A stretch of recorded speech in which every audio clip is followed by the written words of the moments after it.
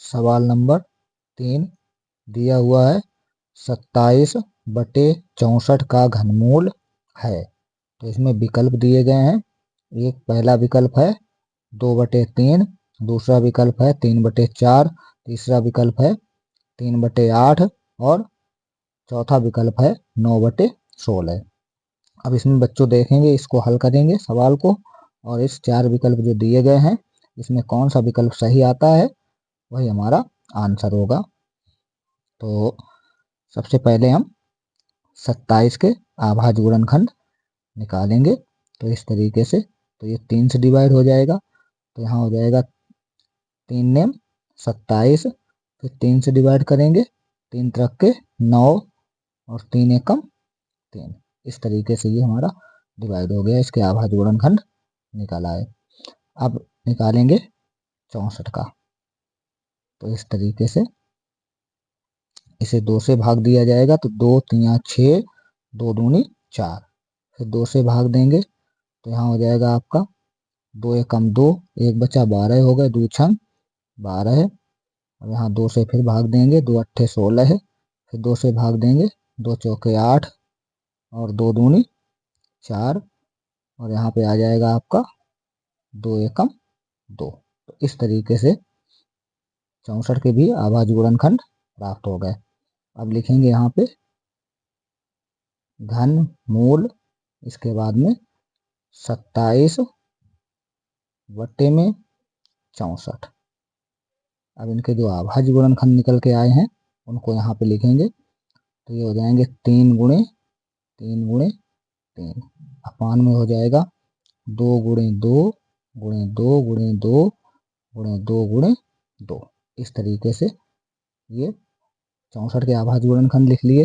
अब ऊपर देखो एक 3 का समूह बन रहा है, और नीचे हर में एक 2 का समूह बना, और फिर एक 2 का समूह बना। तो इस तरीके से हम क्या करेंगे बच्चों, ये 3 के समूह से एक 3 बाहर निकाल लेंगे। ये नीचे 2 के समूह कितने बने हैं, 2 बार बने हैं, तो 2 2 बार लिख लेंगे। तो यहाँ पे हो जाएगा 3/2 दूनी 4। तो बच्चों देखो 3/4 हमारा आंसर है। अब ये देखते हैं कि हमारा विकल्प कौन सा सही है, 3/4। तो 3/4 दूसरा वाला विकल्प हमारा सही है। इसमें दिया है 3/4, तो विकल्प नंबर 2 सही है हमारा। सवाल नंबर 4, सवाल नंबर 4 में दिया है 3 सही 3/8 का घनमूल है। तो इसमें भी 4 विकल्प दिए गए हैं। अब देखना ये है कौन सा विकल्प हमारा इसमें सही आता है। तो बच्चों यहाँ पे अब हम सवाल को हल करेंगे, तो इसका गुणा इसमें करेंगे, तो 8 तियां 24 हो जाएगा। 24 में 3 जोड़ देंगे तो कितना हो जाएगा, 27। 27 बटे कितना आ जाएगा, 8।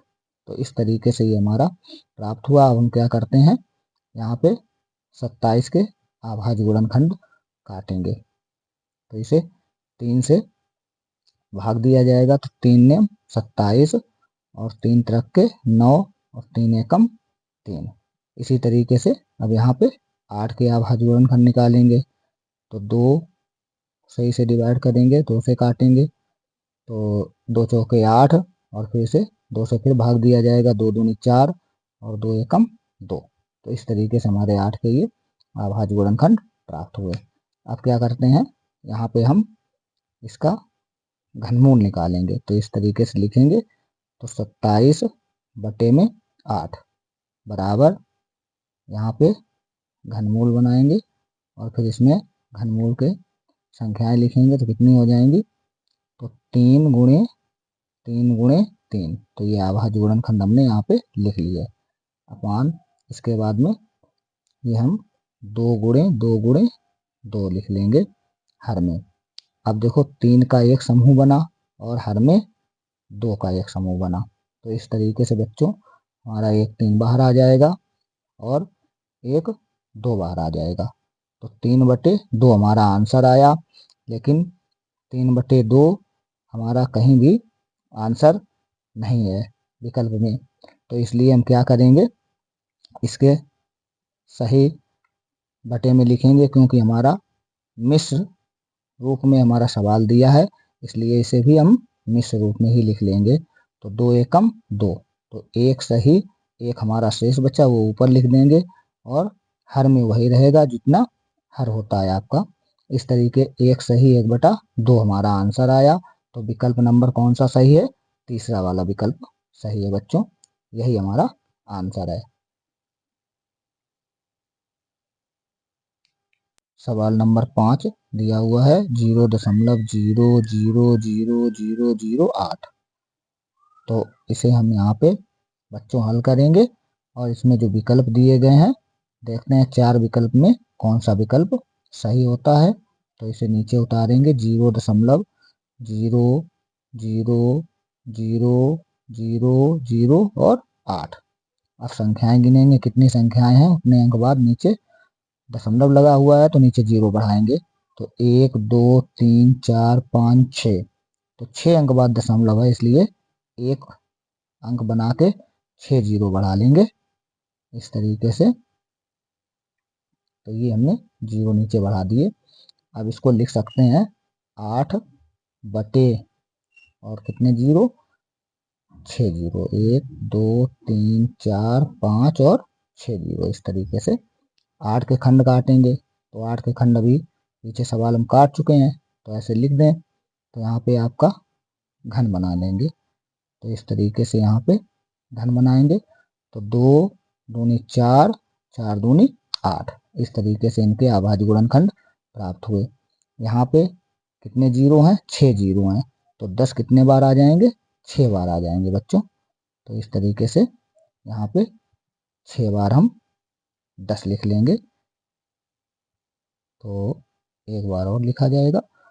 तो इस तरीके से ऊपर हमारे 3 का समूह बना, नीचे 10 का एक समूह बना और फिर एक 10 का समूह बना। इस तरीके से हमारे समूह बन गए।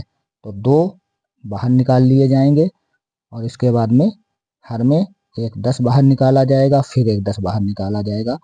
तो 2 समूह बने हैं इसलिए 2 बार बाहर निकाल लिया जाएगा। अब यहाँ पे हो जाएगा बराबर 2 बटे, तो यहाँ कितना हो जाएगा?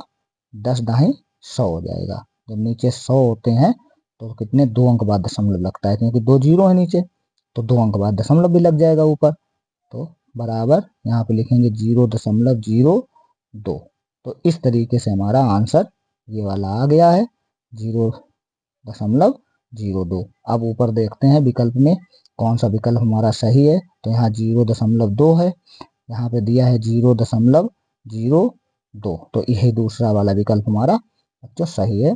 इस तरीके से हमारा 5वां सवाल कंप्लीट हुआ।